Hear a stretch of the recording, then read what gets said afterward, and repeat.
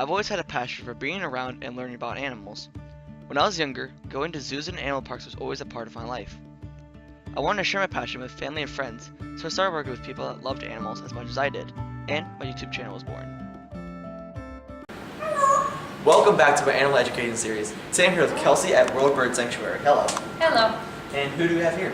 This is Scar. Hanging out in the back corner is Batty, but Scar's the one that's up front, munching on a grape. So, what kind of animal is Scar? So Scar is a straw-colored fruit bat, and they're found in sub-Saharan Africa. And what would they eat there? So there they're going to eat flowers, leaves. They're big with nectar. They'll even chew on bark for moisture, but they're fruit bats, so primarily they're going to eat fruit. So they'll eat things based on what farmers have in the area, from plums to apples to pears. Actually are one of their favorites, and obviously they like grapes. And farmers are not a huge fan of these fruit bats. Not so much, and that's because, well, it'd be one thing if a fruit bat just ate one big piece of fruit. They tend to take little bites out of every piece of fruit that is available. Take a bite out of every single apple in an orchard. And one bite makes the whole fruit worthless. That's right. So before we started filming, I see he's kind of just chewing on the grape and then he drops it. Yes. So what is he doing with that? What he's doing is getting all the juice out of it, and he's getting all the good stuff, and he's spitting out the mush in the skins. But he's going to get as much of the juice out of it as he possibly can.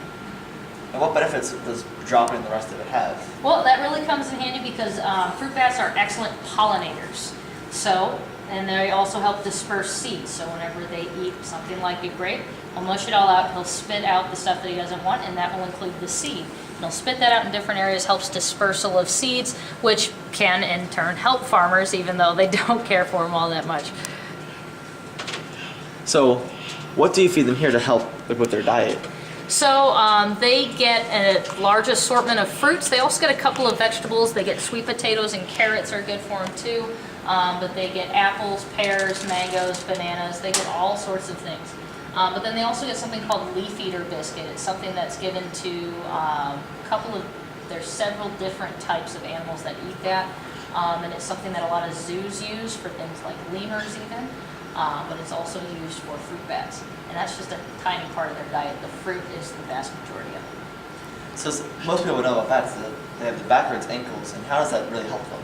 So the backwards ankles really help them with hanging as well as with climbing. They also have the little hooks for the one little finger that actually really sticks out, and they use that for, well, climbing, because bats can't really stand up. They can't leave the ground in flight. They have to get gravity in order to get them started. So they'll drop from up high, gravity gets them started, and then they can take flight. So those backwards ankles help with climbing as well as allowing them to hang upside down so that they can do that drop to get the initial flight going. So it's not like a bird who can take off from a standing position. These guys have to use gravity. Correct. Bats can't actually stand on the ground. They kind of lay there. So how are their wings different from like predatory bats?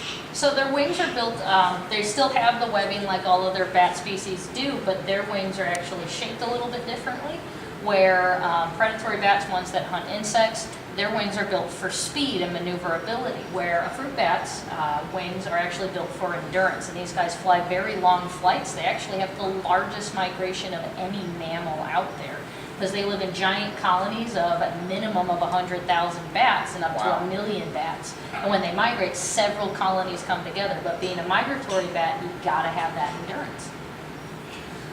What is one of your favorite things about these bats? They're really cute. They're really cute, and on top of that, at the very least, Scar's pretty social. Batty comes down sometimes, but they can be very social. I love giving them grapes. They can be a little bit interactive, but I think that's probably my favorite thing about them. And I've also read that fruit bats like this have kind of lost their sense of echolocation. That's right. So while their ears look a little big, they're not actually used, they don't use them that much. They don't have great hearing. So they actually get around primarily by sight as well as smell. Smell's a really big one. That's how they can tell when a fruit is really ripe. So that's what they actually get out with it. That's why you notice fruit bats always have a more elongated snout, because they have the sense of smell. And how long do these bats usually live for? They usually live to be about 15 years old, and these two are both 12. And where did you get these bats from? They're from the Milwaukee County Zoo. They came from the same colony and they're the same birth year, so they're either brothers or cousins. But we got them for educational purposes in order to teach people about just how cool bats are. And most of them people know that bats are really cool. Bats are pretty awesome. And for you get to see them every single day. I do That's get to pretty see awesome. them every day. I'm pretty lucky. And I'm pretty jealous. Well, thank you so much for telling us about these bats. You're welcome.